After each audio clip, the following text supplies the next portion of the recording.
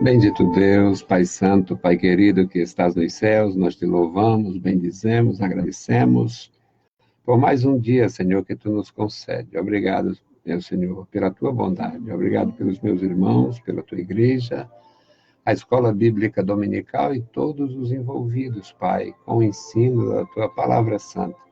Guarda os meus irmãos em todo lugar. Em nome de Jesus Cristo, Pai, te pedimos e te agradecemos. Amém. Saudamos a todos com a paz de nosso Senhor Jesus Cristo. Voltamos para apresentar o nosso tributo, a nossa contribuição à Escola Bíblica Dominical. Esta é a 9ª lição e vai falar sobre o primeiro projeto de globalismo, o primeiro projeto de globalização. Na verdade, ele talvez coubesse até outros termos. Podia ser a primeira tentativa de um império, a primeira tentativa de uma nação totalmente fechada.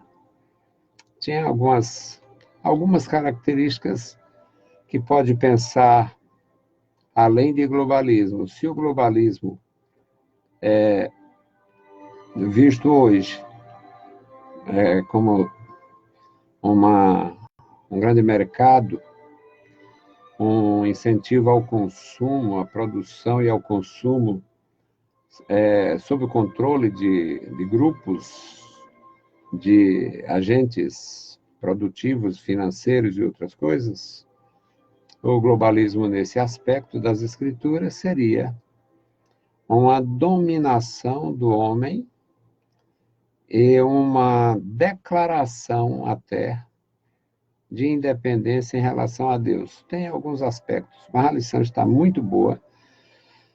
Uma lição realmente muito boa, fácil de expor, e eu gostei muito. Eu gostei muito desta lição número 9. A lição para o dia 1º de março de 2020, o primeiro projeto de globalismo.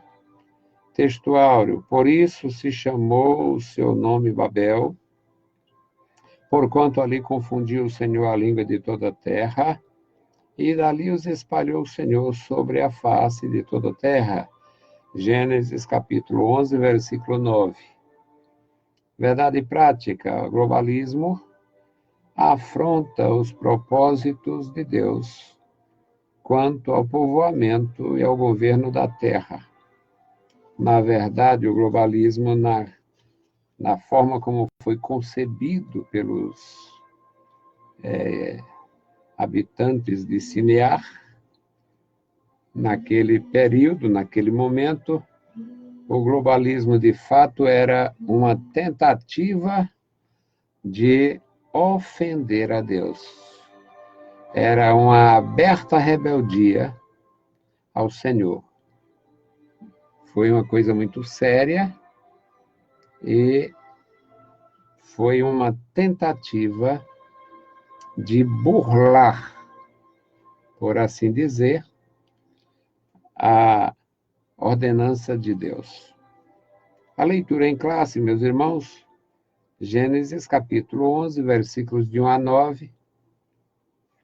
Nós vamos ler. Eu continuo tendo problemas no meu sistema, mas eu espero poder fazer o vídeo. Se não der, eu tento amanhã. A leitura, Gênesis 9, ou melhor, 11, de 1 a 9. E era toda a terra de uma mesma língua e de uma mesma fala. E aconteceu que, partindo eles do Oriente, acharam um vale na terra de Sinar, e habitaram ali. E disseram uns aos outros: Eia, façamos tijolos e queimemo-los bem. E foi-lhes o tijolo por pedra e o betume por cal. E disseram: Eia, edifiquemos nós uma cidade, uma torre, cujo cume toque nos céus. E façamo-nos um nome, para que não sejamos espalhados sobre a face de toda a terra.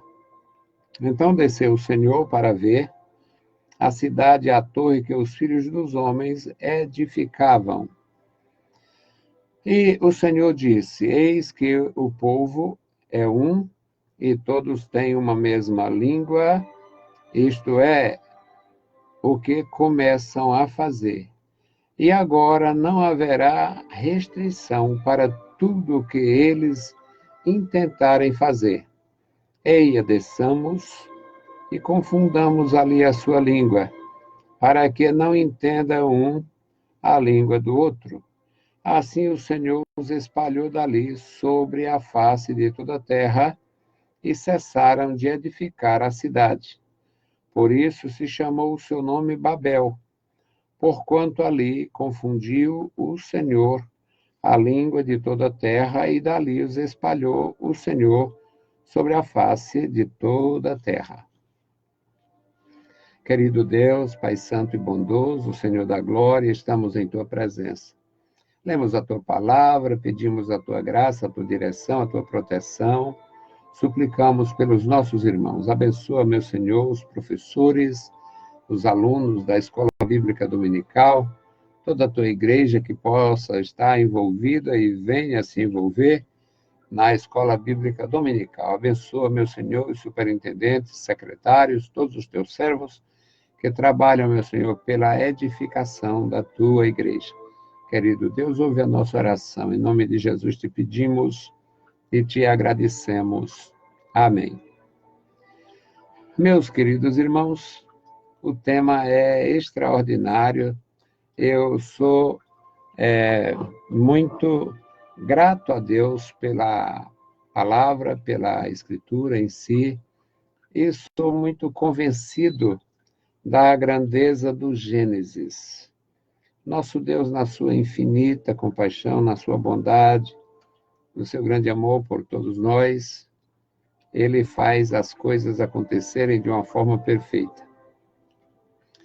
O Senhor falou com o seu servo Moisés, deu uma missão mais do que espinhosa para o seu servo Moisés, e o seu servo Moisés, mesmo resistindo a princípio, cumpriu esta missão, e já fora do Egito, já no deserto, num longo período de 4 décadas, Deus revelou coisas ao Moisés que não tinha revelado a nenhum patriarca, a ninguém antes e nem depois, porque era necessário só aquilo. Sobre a criação, o que aconteceu nos primeiros milênios da criação, ele começa com aquela descrição infinda, aquela descrição sem data. No princípio criou Deus os céus e a terra sem forma, vazia e tal. E não tem quem saiba realmente qual é a idade da Terra.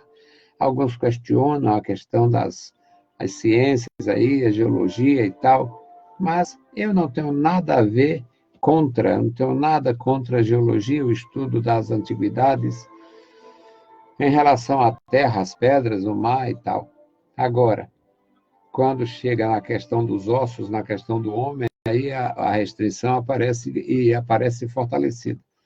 Porque o ser humano, o homem, realmente, ele está descrito pelas Escrituras e pelos nomes nós chegamos à compreensão de que não passa de 8, 9 mil anos a história do homem. Aí eles colocam o homem junto com os dinossauros, colocam o homem junto com não sei o quê, vai dar 60 milhões de anos para um osso, arranjou um crânio não sei aonde, e não passa de balela. Mas nós temos no Gênesis uma grandeza. E aqui é Gênesis. É algo maravilhoso, você é um beneficiário, nós somos beneficiários da instrução que o Senhor bondosamente atribuiu, fez com que chegasse a nós. É algo maravilhoso. Sinceridade, meus irmãos, eu me sinto muito bem, tranquilo, alegre, feliz, compensado no meu trabalho, nos meus esforços, para trazer esses temas. Uma lição muito boa. Muito boa. Vamos, a introdução aqui nos fala, hoje estudaremos, na verdade, na exposição, na hora de expor, você vai fazer essa leitura. Hoje estudaremos a primeira iniciativa de se globalizar a Terra. Essa apostasia teve lugar em Sinear, na Mesopotâmia. Ali, homens ímpios, dissolutos, incitaram a descendência de Noé a aglomerar-se num só lugar, sob um único governante. Foi assim que nasceu o globalismo, uma doutrina contrária ao propósito divino quanto à povoação e ao governo da terra. Em seguida, veremos como se deu a intervenção do Senhor naquele projeto insano. Num único ato, Deus confundiu a língua dos filhos de Noé e os espalhou pelos mais remotos continentes e ilhas. Finalmente, constataremos como o Senhor deu início à linhagem piedosa de Israel, chamando o patriarca Abraão a viver pela fé. Que Deus nos ajude a compreender mais esta lição, extraída de sua maravilhosa e insondável palavra. Seja-lhe tributada toda a glória. Amém. Algo maravilhoso. Um comentário muito bom. A lição está, na verdade, extraordinária. O primeiro tópico, ele fala sobre a segunda civilização, porque a primeira foi consumida pelas águas do dilúvio. A segunda civilização humana. Neste tópico, veremos como, após o dilúvio, o Senhor firmou uma nova aliança com Noé, e assim o patriarca deu início à segunda civilização humana. Todavia, seu filho mais novo, rebelando-se, inaugurou outro período de decadência e menosprezo em relação aos mandamentos divinos. A questão da juventude, a questão do novo, é impossível a gente não ver insatisfação de uma geração em relação à outra. Sempre houve, é natural. A geração dos meus pais tinha os seus valores, a minha geração tem os seus valores, a geração dos meus filhos tem os seus valores, e a geração dos nossos netos, bisnetos, tetranetos, e assim por diante, terão seus valores. Novos valores ou apenas nova concepção de valores.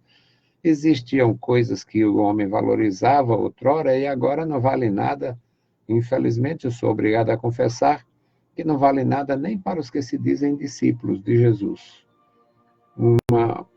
Antigamente, as histórias antigas, o sujeito não assinava, o sujeito não fazia documento, não tinha um recibo.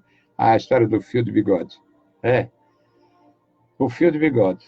Dava um fio, eu não sei se isso acontecia, ou seja, literalmente, mas um homem dava uma palavra e ele primava, ele zelava para que esta sua palavra fosse realmente uma palavra com efeito, uma palavra que tivesse validade.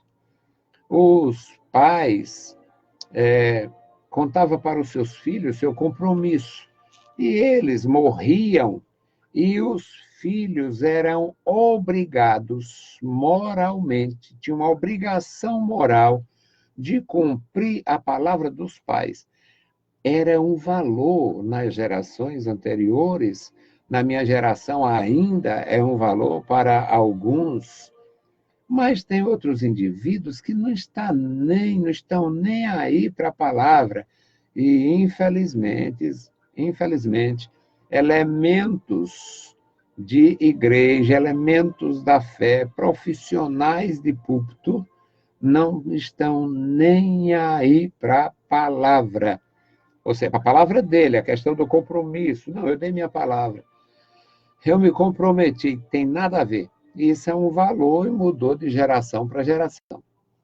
Então, tem muitas coisas que nós precisamos aprender e entender que uma geração tem restrições em relação à outra e, às vezes, na verdade, existem valores, outros valores, e às vezes é só uma modificação na compreensão dos valores. Então, temos aqui uma introduçãozinha no primeiro tópico.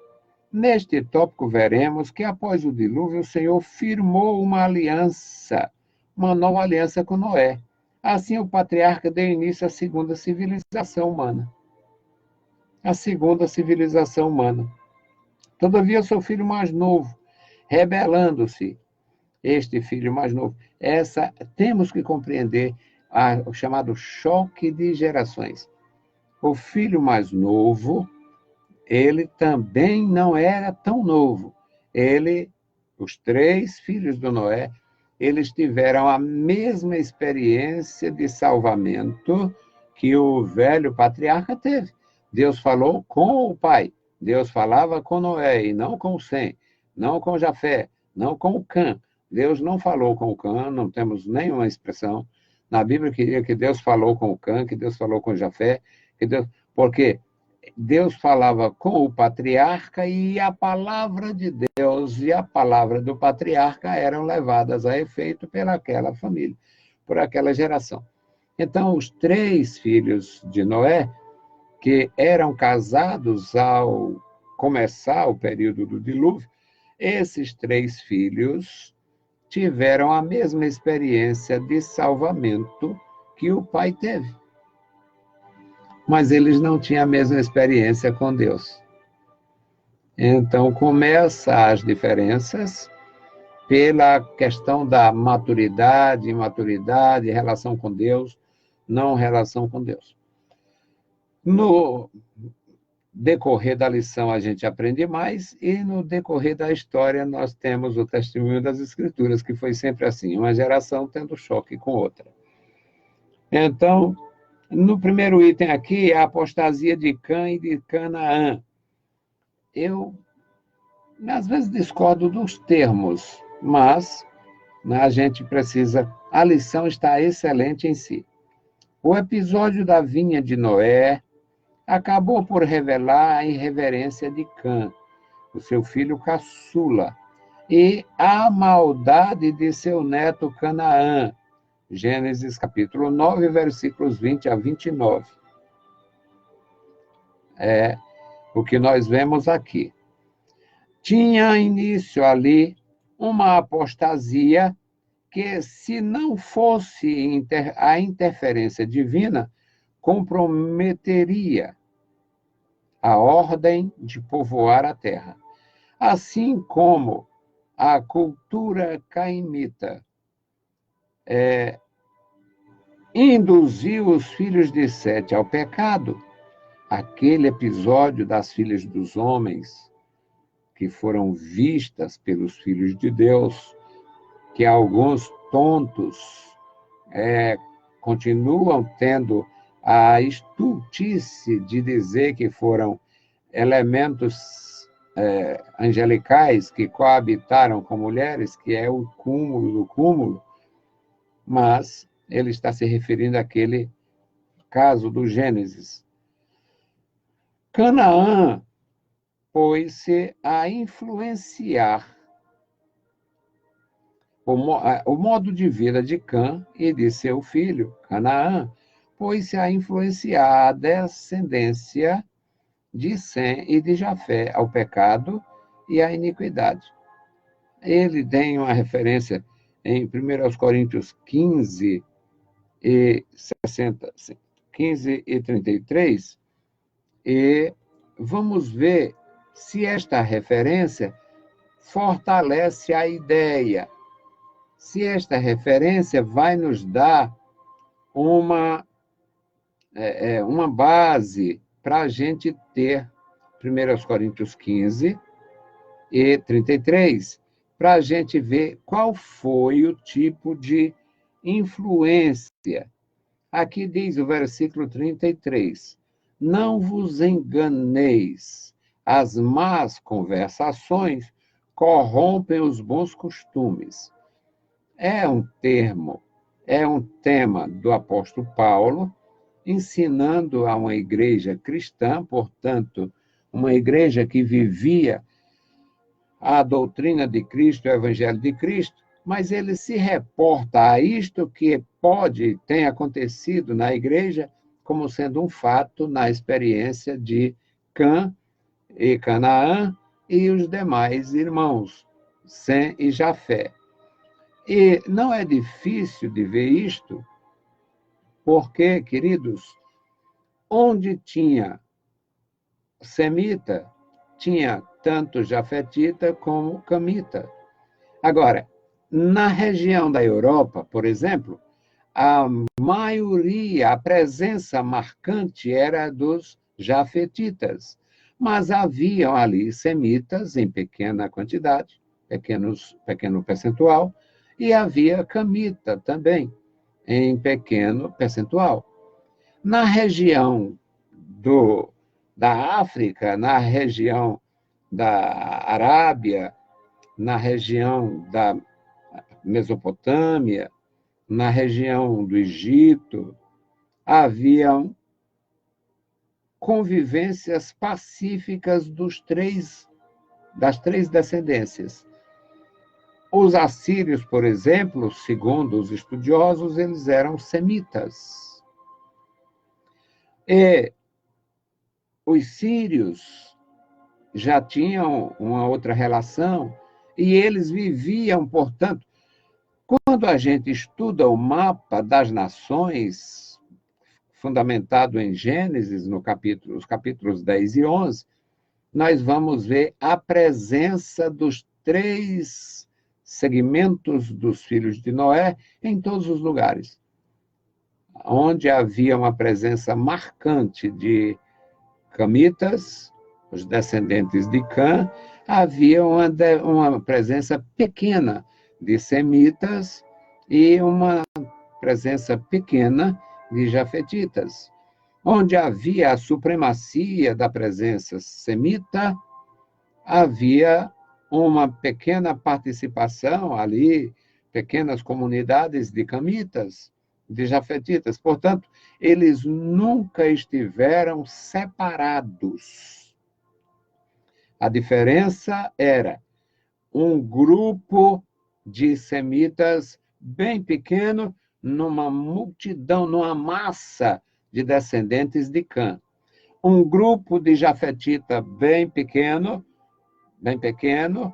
um grupo pequeno, no meio de uma grande população de semitas. Um grupo de camitas pequenos no meio da Europa, onde a presença dos os jafetitas era a maioria. Mas eles nunca, não teve nenhuma localidade que tivesse só semitas, ou só camitas, ou só jafetitas. Deus fez a coisa muito bem feita. Então, é bom saber disto. O segundo item aqui do primeiro tópico é o enfraquecimento da doutrina de Noé. A doutrina de Noé naturalmente tinha que enfraquecer, porque não tinha escrito, não havia nada escrito.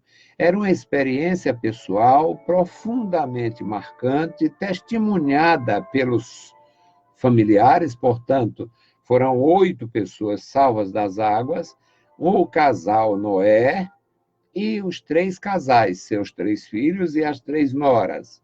Era projeto divino salvar a semente. Então, é reiniciada a civilização com estas pessoas. Agora, quem era que tinha experiência com Deus? A mulher do Noé? Não. Sem? Não. Cã? Não. Jafé? Não. A experiência profunda era do patriarca, e a experiência deles era como salvos no mesmo barco, literalmente, era como beneficiários da mesma promessa. Então, é muito bom. Com a multiplicação de seus descendentes, de seus filhos, Noé começa a perder o controle espiritual e moral sobre estes. Sua doutrina já não era seguida como antes. Haja vista que Cã, seu filho, viu a nudez de seu pai e propagou-a a seus 2 irmãos, um desrespeito à dignidade de Noé. Gênesis 9, 20 a 24. Sim, faltou muito pouco para que esta nova civilização tivesse o mesmo destino da anterior. Além do mais, Noé não estaria para sempre com seus descendentes, a fim de refrear-lhes os excessos e os desatinos. Absolutamente compreensível que a gente vem, a gente vai. Ou seja, uma geração vem e outra vai. A gente passa. Noé não existia uma doutrina formal. A experiência pessoal, a gente pode dizer, deve dizer, e era assim que se passava na antiguidade, mas não se pode comparar uma experiência pessoal de alguém marcando a vida, a alma de quem ouviu, de quem conheceu só uma história. É diferente ter conhecimento de uma história e ter passado pela experiência. E os 3 filhos de Noé e as 3 noras passaram pela experiência, mas eles já estavam também sem controle. Houve uma grande multiplicação e era para ser assim mesmo. Então, eu gostei muito do comentário que ele fez, o feliz comentário que ele fez aqui sobre Cã, o filho que viu a nudez de Noé, estava desnudo na tenda, e ele fala aqui que foi um desrespeito ele fazer comentários, propagar, fazendo comentário, talvez com deboche, para o Sem, para o Jafé, motivando os 2 a tomarem um lençol, uma coberta, e virem virados para não verem a nudez do pai, com respeito ao pai, e cobrir o pai que estava ali na tenda, desnudo e desacordado.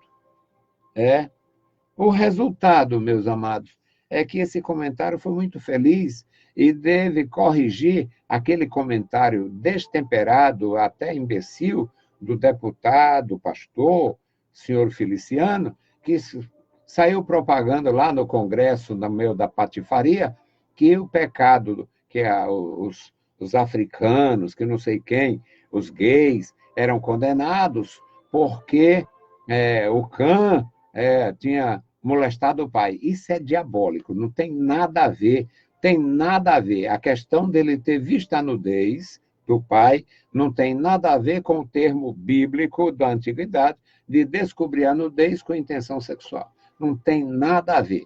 E se eu sei disto, aquele deputado deveria saber, todo professor da escola dominical tem que saber, e pastor deve saber, para não estar pregando besteira, dizendo besteira, falando sobre homossexualismo, alguma coisa dessa, e justificar com princípios das Escrituras. Mesmo declarando que foi uma rebelião, que foi um pecado, que foi uma maldade, mas é uma burrice até dizer isso, porque o Cã viu o pai desnudo e debochou para os irmãos.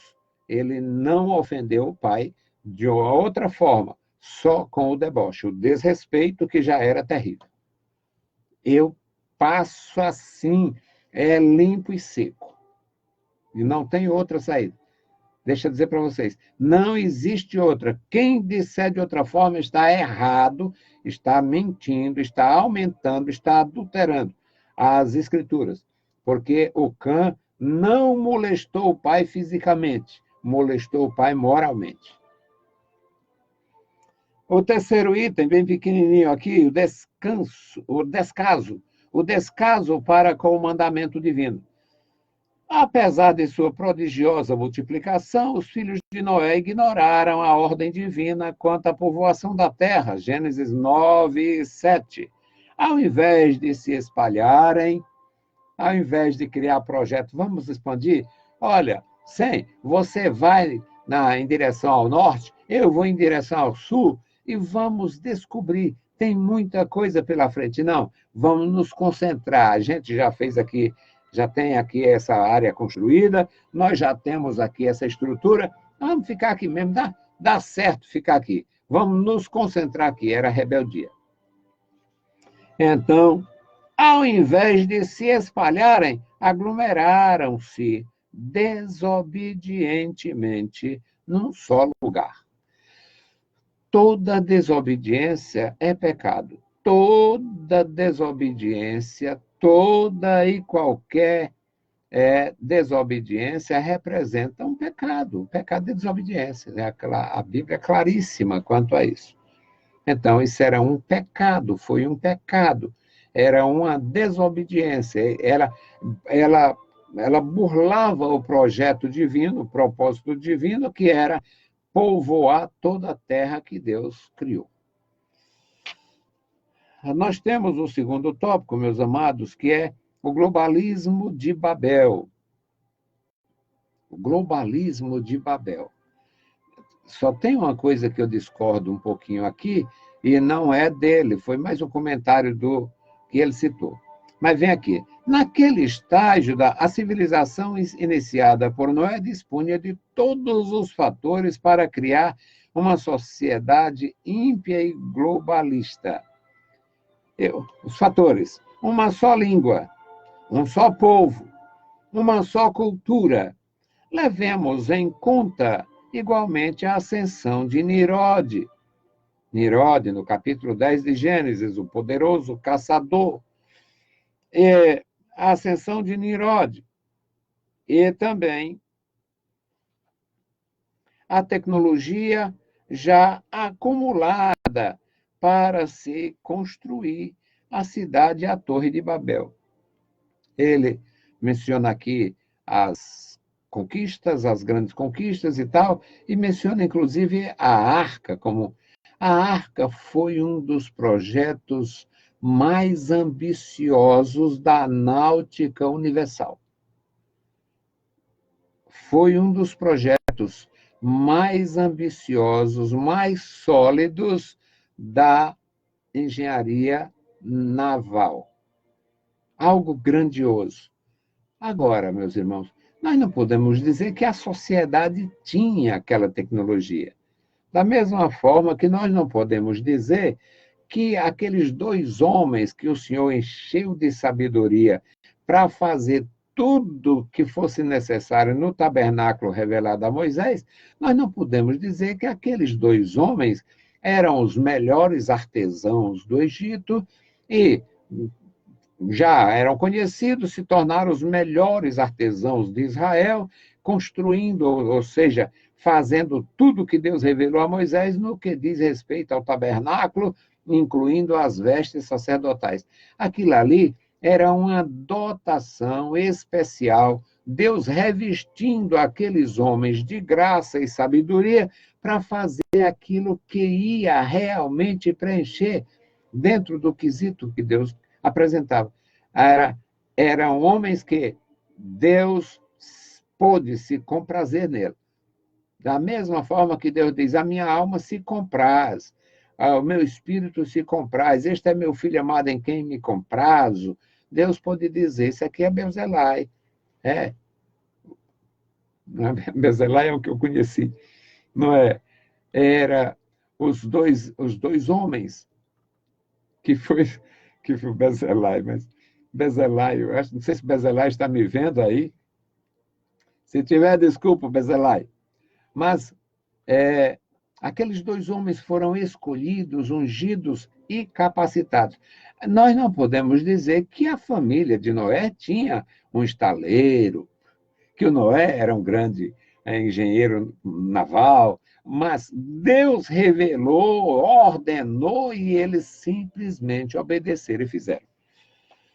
Então, vamos para a questão da torre aqui. Uma só língua e um só povo, primeiro item do segundo tópico. Até aquele momento, como já vimos, a humanidade falava um só idioma e constituía de um único povo. Constituía-se de um único povo. Quem é esse povo? É o povo de Noé. São os filhos de Noé. Aí vem aquela questão que termina levando para um terreno que eu não gosto de pisar. Tem areia movediça, a erva daninha e como é que diz? flores, plantas carnívoras. A questão das raças, por que teu mundo é cheio de negro?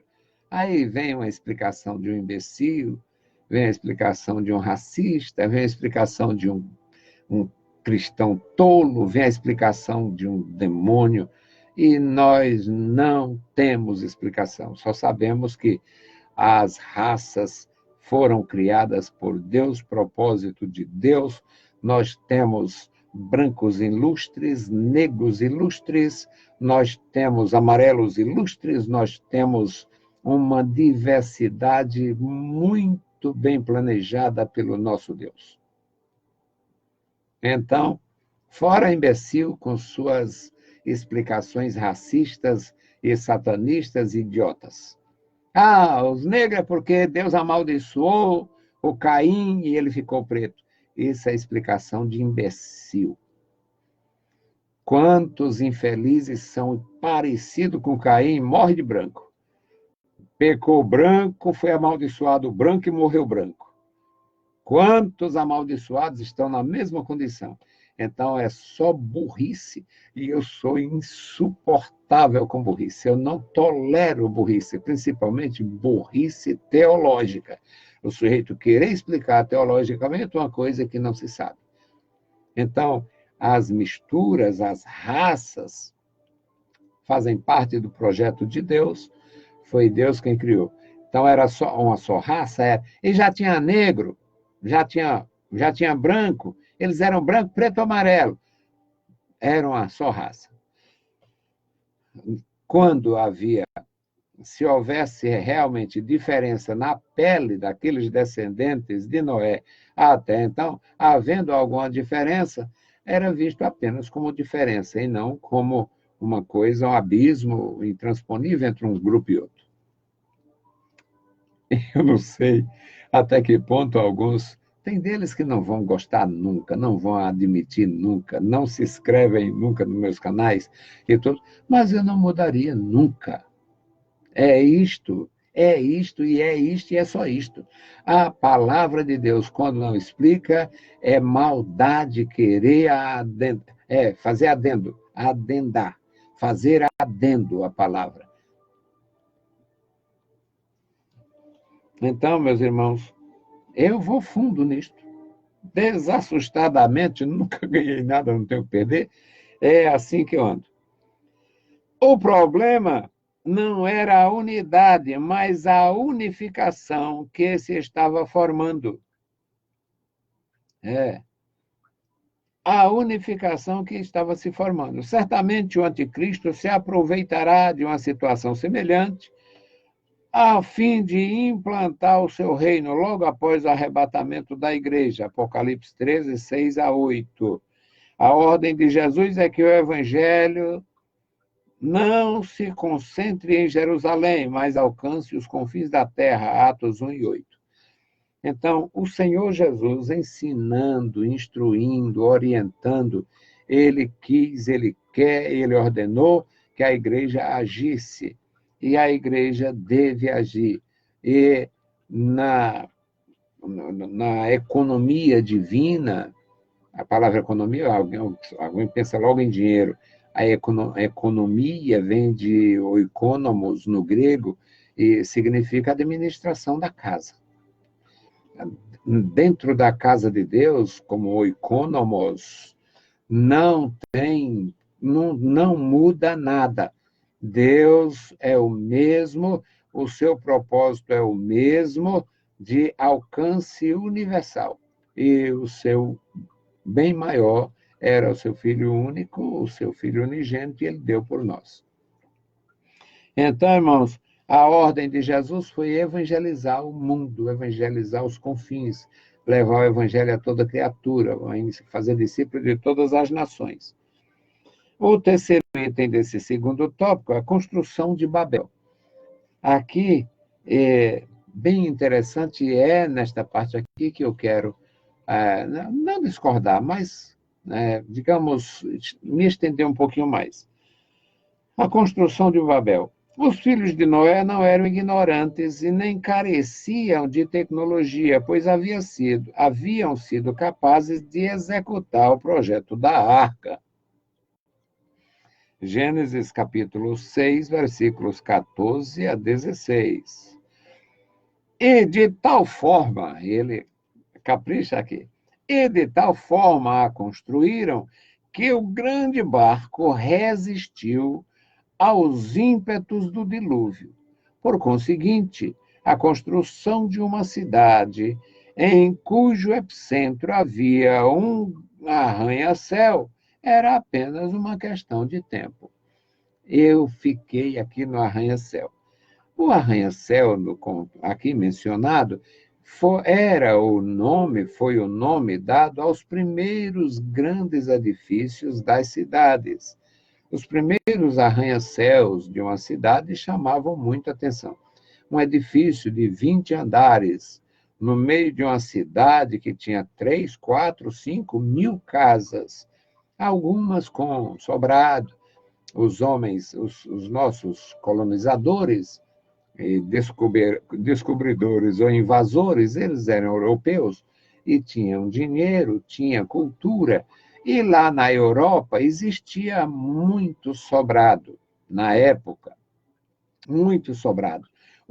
Sobrados. Os castelos com 3, 4, 5 pavimentos de pedra, um negócio feito a 500 mil mãos, né? E as residências, os grandes palácios individuais, residências dos grandes nobres, feitas com muito esmero. Casas com 2, 3 pavimentos, casa com eira, com beira e tal. Aí vieram para cá e aqui eles implantaram a cultura dos sobrados. Os sobrados solares, né, chamados solares. Por que solares? Porque eles deixavam no sobrado uma área de sol e tal. Então, às vezes, não precisava nem sair de casa para pegar um bronze. Este conceito, esta cultura, ela se estendeu por milênios.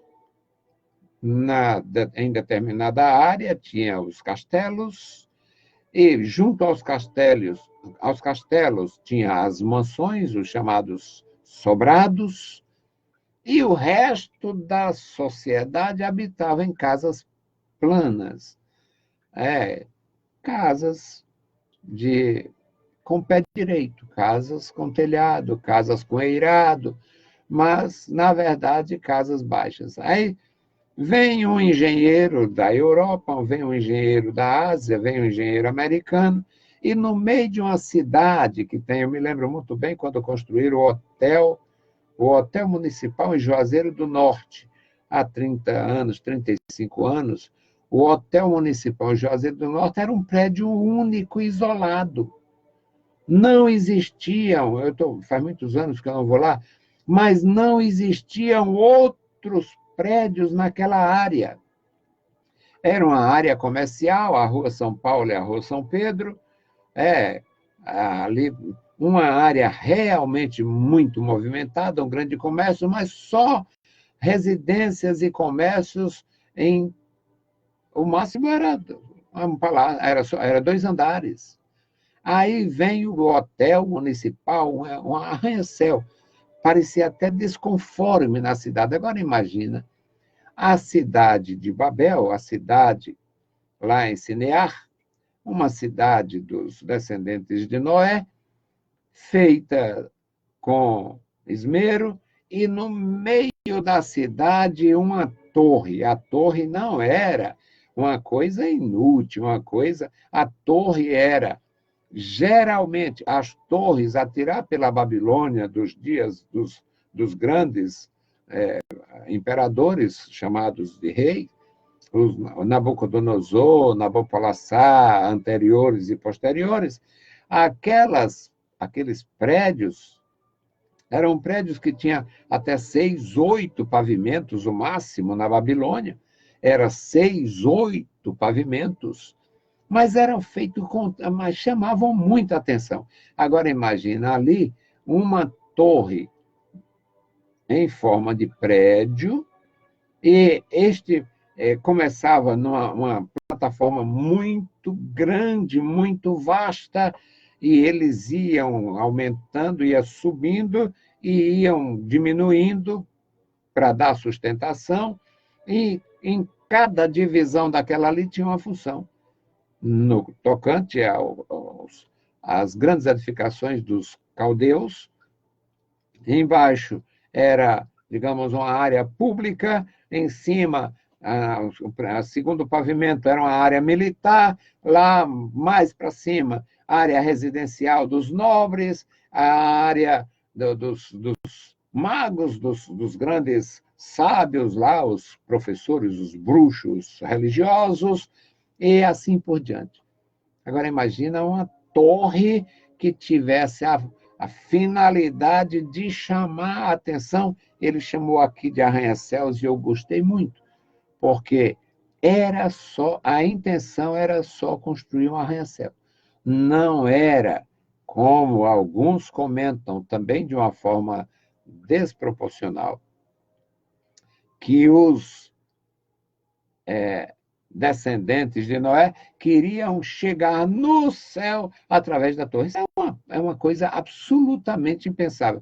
Aqueles indivíduos, aquela geração, vivendo assim uma vida material, uma vida carnal, um desinteresse, digamos, marcante pela revelação de Deus, vivendo apenas da experiência do passado, o menor interesse deles era o céu. O que eles queriam realmente era se tornar os reis de Sinear. O que eles queriam, na verdade, era construir uma cidade segura, uma área segura e uma torre que lhes desse realmente fama, nome e segurança, para que eles, ao afastassem o máximo, não se desligarem daquele lugar. Ali é como se fosse um farol de navegação nos grandes oceanos. Não vejo de outra forma. Não vou dizer que não tivesse, mas eles chegar no céu, eles não seriam, eles realmente não seriam tão estúpidos. Por quê? Agora, e por que fala? A Bíblia diz isso, uma torre que toque aos céus. É um hipérbole, é uma forma de se referir a uma torre muito alta. E quanto à referência aos céus, nós falamos e lemos na Bíblia sobre as aves do céu, e aves não andam, não vão para o céu e nem vêm do céu. Aves simplesmente andam no espaço. O objetivo deles era construírem uma grande torre naquela cidade, marcando o espaço. Quem pensar diferente, eu respeito, e quem puder me ajudar, me ajude.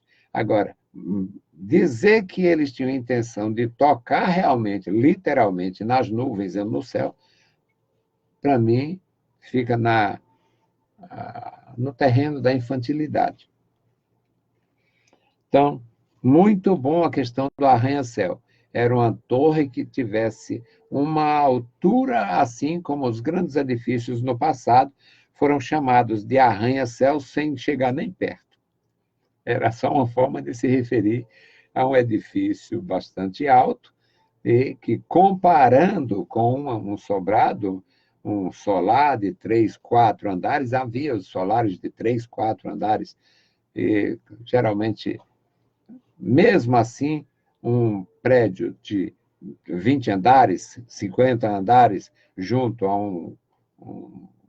numa área habitacional de sobrados de 2, 3 andares, se destacam bastante, se tornam arranha-céu. Ok, meus irmãos? Nós temos o terceiro tópico, a lição pequena, realmente compacta, muito boa de ensinar. O terceiro tópico é a intervenção de Deus em Babel. A intervenção foi excelente. Deus tem... Eu já li algumas coisas de alguns indivíduos que não têm temor. Eu li tudo, aprendi na Bíblia Sagrada, ler tudo, examinar tudo, reter o bem. Eu li algumas coisas de indivíduos não tementes e ele diz, Deus tem muito bom humor. Deixa eu te dizer, Deus tem muito bom humor. E neste bom humor de Deus, ele faz umas jogadas, ele faz umas coisas que tira todo mundo de tempo. Na verdade, é uma forma talvez injusta de se referir ao Senhor, mas neste tocante aqui, parece que cabe. Os homens com o projeto de globalizar. Nós vamos dominar daqui. Aqui é o nosso centro, aqui é o nosso marco zero, aqui é o epicentro da humanidade. Daqui nós vamos mandar, comandar, determinar e fazer tudo. E Deus, estou vendo vocês. Eu sei o que eu vou fazer, você não sabe. Mas eu gosto muito dessa linguagem da Escritura, porque parece que é como se todos nós fôssemos crianças. A Bíblia nos vê como pequenos aprendizes necessitados de uma coisa na condição parecendo criança. Mas eu gosto muito disso. Eu amo esta questão da Escritura nos colocar como crianças de Deus, crianças diante de Deus.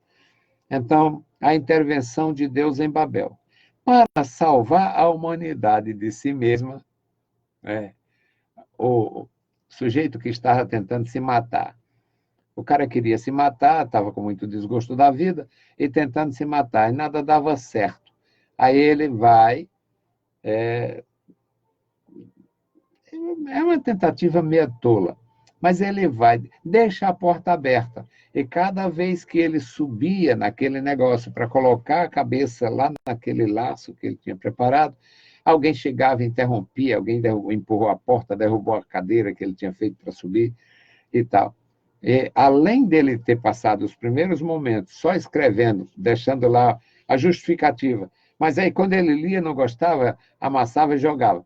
Quando, na verdade, o filme termina, o sujeito tem um cestinho cheio de papel feito bolas, porque ele não achava que estava convencendo a sua justificativa e terminou não morrendo.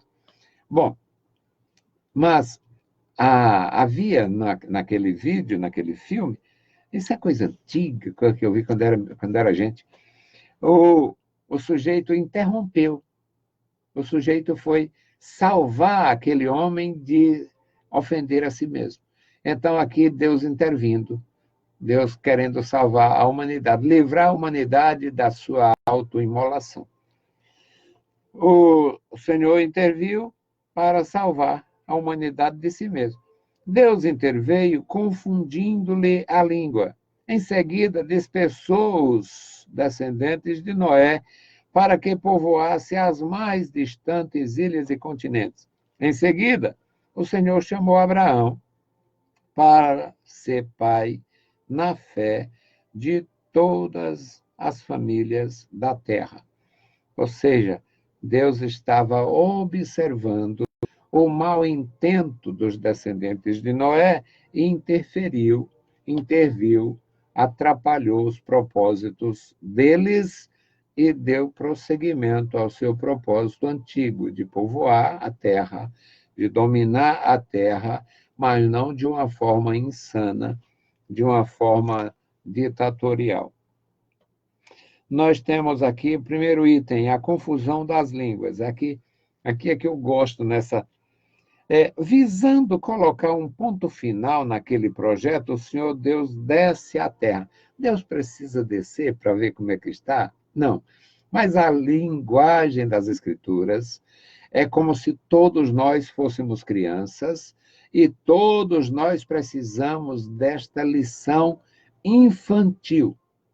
Deus está no alto da glória, e Deus desce para a terra, a habitação dos homens, para tirar, para ver de perto, para contar de certo. Isso é coisa só na linguagem infantil. É como se todos nós fôssemos crianças, meninos, diante de Deus. Em parte somos.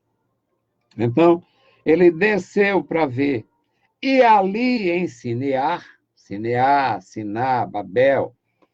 Em Sinear, confunde a língua daquela civilização. Gênesis capítulo 11, versículos 5 a 7. Desentendendo-se, os filhos de Noé reagrupam-se. Isso é perfeito, só Deus podia fazer. Eles se desentendem e começam a se reorganizar mediante a compreensão da fala de uns dos outros, de acordo com o que podiam entender, a sua realidade linguística, e espalham-se por toda a terra. Aqui estava, na verdade, o projeto de Deus estava tendo continuação, mesmo contra a vontade dos homens. Eu achei muito bom. Aí ele vem, no seguinte parágrafo, diz: a rebelião daqueles homens fora realmente grande. Era uma rebelião. Mas como Deus havia prometido não mais destruir a humanidade com o dilúvio, Deus teve outra forma de atrapalhar o projeto ambicioso e rebelde dos homens. Decide espalhá-la para que os homens, separados uns dos outros, tivessem mais oportunidade de sobreviver numa terra contaminada pela apostasia. Deus fez isto, Deus frustrou os planos iniciais daqueles homens e leva a efeito a sua vontade, que é soberana. Deus levou a cabo a sua vontade soberana. O projeto de Deus foi comunicado ao próprio Adão. Crescei, multiplicai e enchei a terra. Isso leva tempo, mas não deveria ser desobedecido com o homem criar um propósito rebelde. Eu não vou ter que sair daqui, não. Não vou sair daqui eu não saio, daqui ninguém me tira. Aí Deus diz, eu tenho uma forma. Eu vou fazer você não entender o que o outro fala, vocês vão se reagrupando, ali tem um grupo que vai falar da forma que você entende, e você vai para lá por conveniência, por necessidade, e assim Deus fez o que lhe apraz, separando os homens no primeiro momento e reagrupando oportunamente. Então, o efetivo povoamento da terra. Sabemos que Deus forçou os descendentes de Noé aos confins do mundo. Gênesis 11, 9. Caso isso não tivesse acontecido, aquela geração teria o mesmo destino dos pré-diluvianos. Eu discordo pouquíssima coisa, mas eu discordo aqui porque a palavra de Deus não volta atrás. E eu falava no início do vídeo, se o choque de gerações, os homens do passado tinham tanto respeito pela sua palavra, imagina se Deus voltaria atrás. Deus não volta atrás. Deus faz umas... Eu gosto do apóstolo Paulo, que foi o único homem que teve coragem, dentro da sua função e unção, de falar da loucura de Deus. Se ele fala da loucura de Deus, porque Deus era louco nesse sentido. Então, o nosso Deus faz loucuras para cumprir a sua palavra. Deus havia prometido a Noé. Deus garantiu, prometeu. Não haverá mais dilúvio. Então, tinha outra forma, muitas formas de fazer. E agora fez. Então, este comentário caso não tivesse acontecido aquilo naquela geração, teria o mesmo destino? Não teria. Teria acontecido outra coisa que não temos na Bíblia, porque não aconteceu. Assim como aquela geração chegou aos confins do mundo, o Senhor Jesus ordenou-nos a levar o Evangelho até que todos os povos e nações venham ouvir as boas novas. Mateus 28, 18 a 20. Quando isso acontecer, então virá o fim. Mateus 24, 14. A palavra de Deus, o nosso Deus, ele não cria nada em demasia, não tem nada na criação do nosso Deus, não tem nada sobrando, não tem nada faltando. O mar é perfeito em si, cumprindo o propósito. A terra é perfeita em si, cumprindo o propósito. O evangelho é completo em si, cumprindo o propósito. Não precisa mais do que o que nós temos. Tudo de Deus é completo, é perfeito, é na medida certa para o que se propôs. Então, isto que está escrito é na medida certa. Foi na medida certa. Deus ordenou que o homem crescesse, multiplicasse e enchesse a terra. Aí o homem cresce, multiplica, mas tem o problema todo da desobediência. Aí aquela geração, aquela civilização, antes do dilúvio, ela foi uma geração corrupta, uma geração inimiga de Deus pela desobediência, muito embora não seja mencionado idolatria, os deuses, os ídolos, porque os próprios homens eram endeusados. Aí vem o juízo do dilúvio. E Deus recomeça com a família do Noé e a família, e Deus promete que não haverá mais. Então não houve, não haveria, o problema é este, e a palavra é perfeita. Deus cumpriu. Aí os homens não fizeram o que Deus ordenou, de povoar a terra. Ele confunde as línguas da segunda civilização, e agora os homens conquistam a terra por necessidade. E depois Deus envia o seu Filho como Salvador do mundo, e ele ordena que a gente pregue em toda a terra. Então, tudo perfeito, tudo na medida certa, não podia ser mais nem menos. O terceiro item aqui do terceiro tópico, meus amados, é a eleição de Sem. A eleição de Sem é algo grandioso. O que o Sem tinha superior a Cã? Nada. O Sem não era superior a Cã. Ele só se tornou superior a Cã no episódio da nudez do pai, que o Cã debochou e ele reverentemente convidou, trouxe o irmão e cobriu a nudez do pai. Então, ele não era melhor do que o Cã, nem do que o Jafé. Não era melhor. Mas o nosso Deus é soberano, ele escolhe quem quer, ele unge quem quer, ele manda quem quer. Ele ordena isto. No tempo de Paulo, tinha milhares de fariseus. Deus escolheu aquele fariseuzão valente, um fariseu da pesada, que era o Saulo. Então, Deus, na sua soberania, age, e quem vai perguntar? Aquela questão do barro e do oleiro. O oleiro faz o que ele quer com o barro, e o barro vai, por que tu não me fez um boneco diferente? Por que eu tinha que ser um boneco preto e feio? Por que eu não seria um boneco mais legal? Então, o oleiro tem autoridade sobre o barro. O nosso Deus tem sobre a sua criação.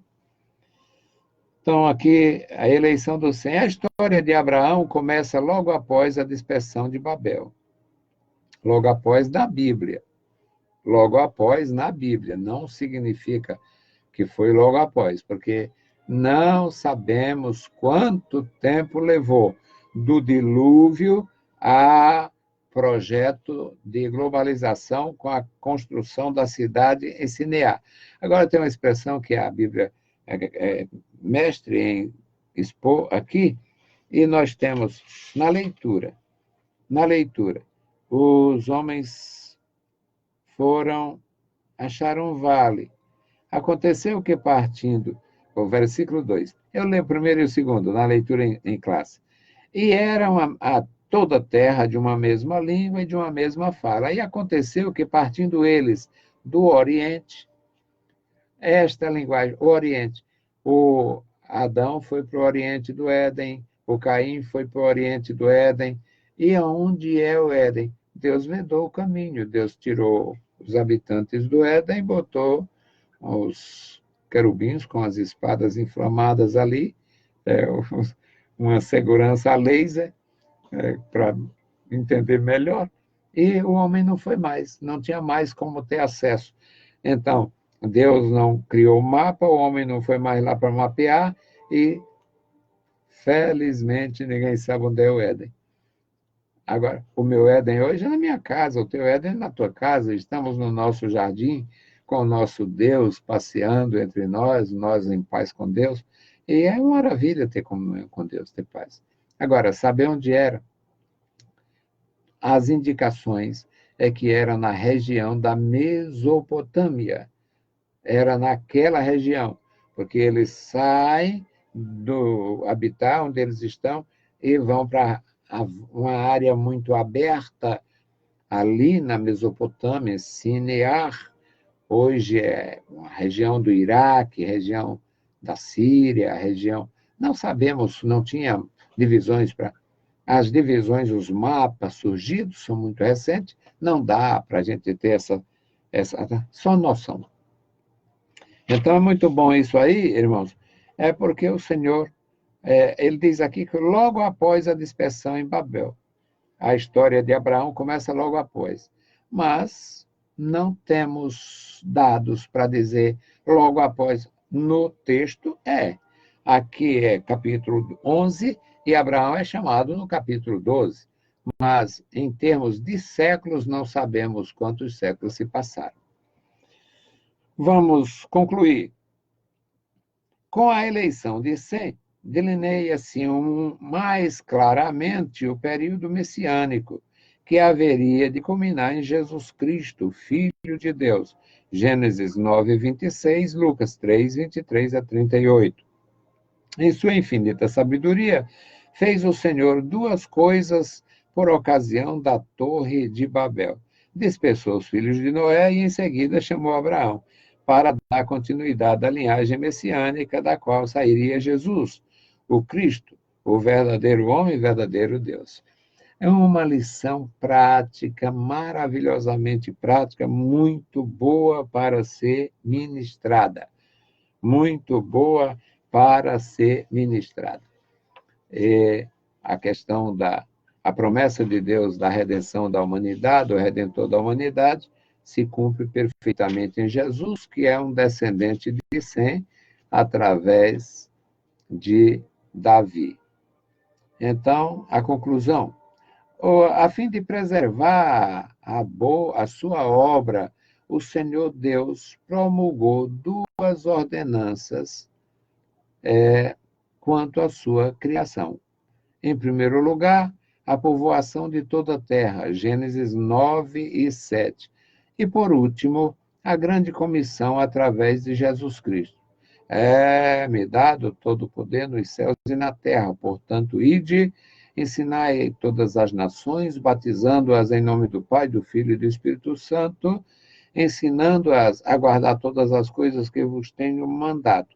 E eis que estou convosco todos os dias, até a consumação dos séculos. Amém. Mateus 28, 18 a 20. Contra o globalismo, cuja missão é submeter o mundo aos caprichos de Satanás, só mesmo a desobediência aos termos da grande comissão, só mesmo a obediência aos termos da grande comissão. Ele está falando contra a globalização, precisamos agir cumprindo a grande comissão. Evangelização e missões. Já. Maranata, ora vem, Jesus Cristo. Ora vem, Senhor Jesus. Não estamos assistindo, não temos visto, não temos ouvido muitas pregações a respeito da vinda de Jesus. Parece que estão todos muito satisfeitos, todos muito prósperos, e a vinda de Jesus não parece ser a atração para estes indivíduos de hoje. Para essa nova forma de culto, as nossas igrejas estão aderindo a coisas que nós nunca nem imaginamos, este mundo gospel, porco, na verdade, porco não vai para o céu, E este mundo gospel porco não tem o menor interesse, a menor atração pela mensagem de parousia, arrebatamento, vinda de Jesus, morte, ressurreição, não interessa. É vida e vida é hedonismo, não é vida abundante. Eles querem mais hedonismo. Meus queridos irmãos, para hoje é só. Esta é a nossa contribuição. Deus abençoe vocês. Eu louvo ao Senhor e quero agradecer porque não houve interrupção. Eu deixei de postar vídeo 2 dias, a internet caindo e tal. O meu problema aqui, meu sistema não é muito fraco, mas o fraco sou eu. Então, oreis por mim no nome de Jesus. Bendito Deus, Pai Santo, Senhor da Glória, estamos em Tua presença, bendizemos a Ti pelo Teu grande amor. Obrigado, Senhor, pela igreja, obrigado pelos Teus servos que estão conosco, obrigado pelos nossos alunos, professores, obrigado, meu Senhor, pelos meus irmãos na congregação, Senhor, onde servimos. Obrigado pelo pastor Cláudio, a irmã Sônia, nossos irmãos que trabalham tão bem com a escola bíblica dominical, o professor Robson, professora Vandira, professora Márcia. Ó Senhor, abençoa os nossos queridos irmãos, nos dá graça, Senhor, professor Diego e os demais, dá graça, Senhor, aos meus irmãos. Opera na vida dos meus queridos irmãos. Opera na vida da tua igreja em toda a terra. Em nome de Jesus Cristo, Pai, te pedimos e te agradecemos. Amém. Saudamos a todos com a paz de nosso Senhor Jesus Cristo. Se o Senhor permitir, voltaremos na próxima semana com mais uma contribuição à Escola Bíblica Dominical. Deus os abençoe, leiam a Bíblia Sagrada e a graça de nosso Salvador repouse sobre vós. Amém.